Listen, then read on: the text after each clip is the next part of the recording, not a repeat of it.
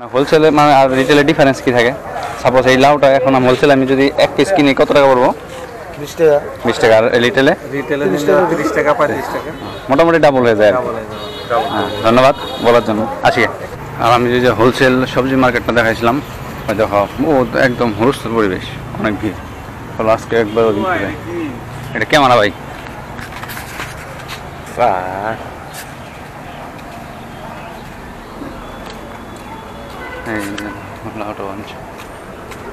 অনেক একদম হোলসেল পরিবেশ ক্যামেরা।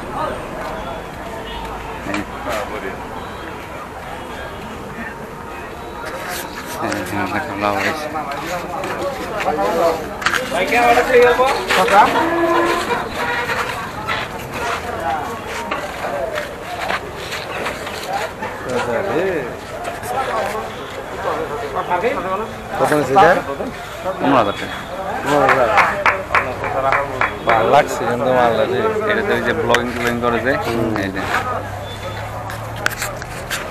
আর দাদার আমার ক্যামেরাটা দেখলো একবার, অনেক ভালো লাগছে, বড়িয়া লাগছে ক্যামেরাটা ভালো। আর এখানে সব হোলসেল বিক্রি হয় না? হোলসেল বিক্রি হয়। মানে হোলসেলে মানে আর রিটেলে ডিফারেন্স কি থাকে? সাপোজ এই লাউটা এখন আমি হোলসেলে আমি যদি এক পিস কিনি কত টাকা পড়বো? 20 টাকা। 20 টাকা। আর রিটেলে 30 টাকা 35 টাকা। মোটামুটি ডাবল হয়ে যায়। ধন্যবাদ বলার জন্য। আসি।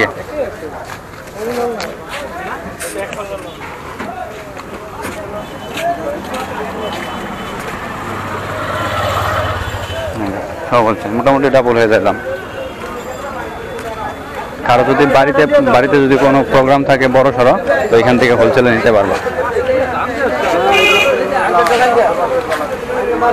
আমার এক্সট্রা করে একটা ব্লগ বানানোর ইচ্ছা আছে, সত্যি কথা ভাই। অনেক বস্তু আমদানি হয় এখানে, অনেক। দেখো সব কিছুই আমদানি, সব কিছুই লাউ থেকে আদি কইরা টিকা, তারপর পটল, বেগুন, সব কিছুই এখানে।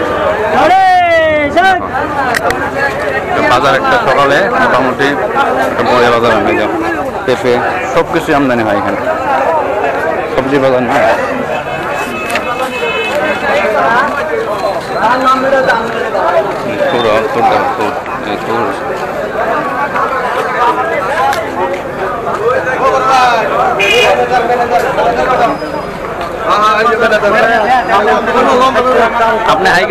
আপনি হাই করে দেন একবার। কটার থেকে শুরু হয়ে যায় বাজার? 5টার থেকে না?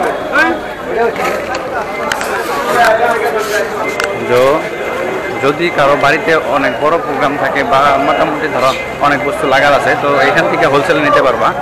এখানে হোলসেলে অনেক মোটামুটি আধা আধি দামের ডিফারেন্স হিসাব করবো। আর 5টার থেকে, সকালবেলা 5টার থেকে বাজার স্টার্ট হয়ে যায়। তো চলো এখন সময় হইল 6:29। সব হোলসেলে পাওয়া যাবো। এখানে রিটেল দোকানও আছে, কিন্তু হোলসেলে ওই পাশে পেয়ে যাবো। কাকু তাল কি এগুলো হোলসেলে নাকি না রিটেলে? হোলসেল সব না? কত করে গোট পড়ে? 30 টাকা 25 টাকা। আর রিটেলে কিনতে গেলে কত টাকা পড়ে? সাইজ দিয়ে কত? মোটামুটি আধাদের তো ডিফারেন্স আছেই। আধা হবে না, মালের সাইজ দিয়ে দাম হবে, বুঝছো না? সাপোজ তাহলে এই মালটা ধরো তোমার এখানে আমি যদি হোলসেলে নিই কত টাকা? 25 টাকা বেচছে। আর ওইখানে 40 টাকা 35 টাকা। মোটামুটি আধা আধি না হলে মোটামুটি আধা আধির মতো আর কি। এখানে তালও বিক্রি হয়ে যায়।